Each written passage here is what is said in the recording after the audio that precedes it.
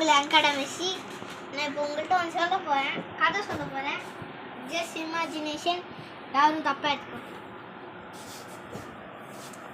நான் என் தங்கச்சி என் தம்பி 3 பேர் ஸ்கூலை முடிச்சுட்டு வரும்போது அங்கே என்னமோ நாங்கள் வந்து அடுத்த செகண்டு ஒரு மான்ஸ்டர் வந்து மூக்குலேருந்து சளி துப்பி அந்த ஸ்கூலில் ஃபயர் ஆக்கிடுச்சு.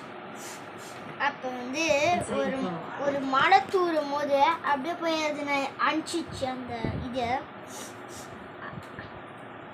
அதுக்கப்புறம் எது ஸ்கூலில் நான் அனௌன்ஸ் பண்ணாமல் யாரும் எப்படி தப்பிச்சு போக முடியுமோ தப்பிச்சு போயிடுங்க அப்படின்னு சொல்லும் போது என் தம்பி டப்புன்னு சைக்கிள் போயிட்டான், நான் டப்புன்னு அந்த எட்ஜுக்கு போயிட்டேன், என் தங்கச்சி காருக்கு போயிட்டான்.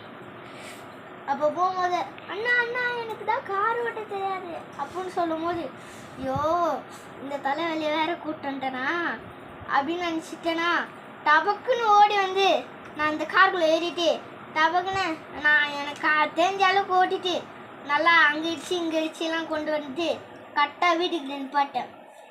என் தம்பி இப்போ தான் கிரிஞ்சு பெடல் குரங்கு பெடல் சேர்த்து போட்டு வந்தான். அப்போ போட்டு வரும்போது ஓவராக கான்ஃபிடென்ட் கொடுக்காத தம்பி அப்படின்னு ஊந்து வாட்டான்.